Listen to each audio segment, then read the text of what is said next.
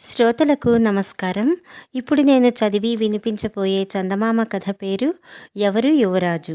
రచయిత శ్రీ ఎస్ రామాచారి గారు. ఈ కథ కనుక మీకు నచ్చినట్లయితే కొత్తగా నా ఛానల్ చూస్తున్నవారు సబ్స్క్రైబ్ చేసి లైక్ చేసి షేర్ చేయండి. బెల్ బటన్ ప్రెస్ చేసినట్లయితే నేను కొత్త వీడియోలు అప్లోడ్ చేసినప్పుడు మీకు నోటిఫికేషన్ వస్తుంది. మీ అభిప్రాయాన్ని తప్పకుండా తెలియచేయండి. ఇంకా కథలోకి వెళ్దాం. ఒక రాజుకు తొలి సంతానంగా కమల పిల్లలు కలిగారు. ఇద్దరూ మగబిడ్డలే. ఇద్దరూ ఒకే పోలిక.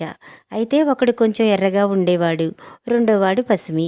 అందుచేత వాళ్లకు అరుణకుమారుడు, కరుణకుమారుడు అని పేర్లు పెట్టారు. పెరుగుతున్న కొద్దీ వారిద్దరికీ విద్యాబుద్ధులు, చదువు సంధ్యలు, వీరపరాక్రమాలు సమంగానే అలవడ్డాయి. ఇద్దరూ ఎంతో అన్యోన్యంగానూ ఒకరినొకరు విడవకుండానూ ఉండేవారు. వాళ్ళను చూస్తుంటే రాజుకు వీళ్లలో ఎవరిని యువరాజు చేయాలి అన్న సమస్య బయలుదేరింది. అందుకు ఆయన ఒక ఆలోచన చేశాడు. ఇద్దరిని పిలిచి, మీ ఇద్దరు ఎవరికి వారుగా నగరంలోకి వెళ్ళి సాయంకాలం లోపల ఒక 100 రూపాయలు పుట్టించుకురండి అన్నాడు. సరేనని ఇద్దరు కుమారులు చెరొక దారిన నగరంలోకి బయలుదేరారు.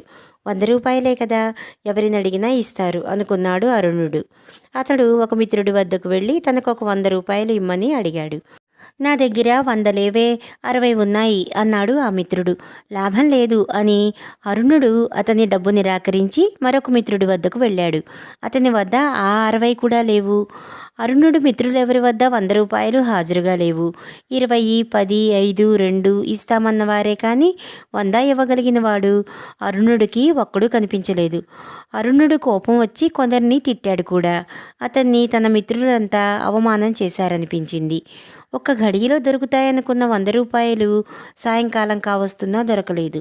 అప్పుడు అరుణుడికి ఒక ఆలోచన వచ్చింది. అతను తిన్నగా తమ కోశాధికారి వద్దకు వెళ్ళి తనకు 100 రూపాయలు ఇవ్వమన్నాడు.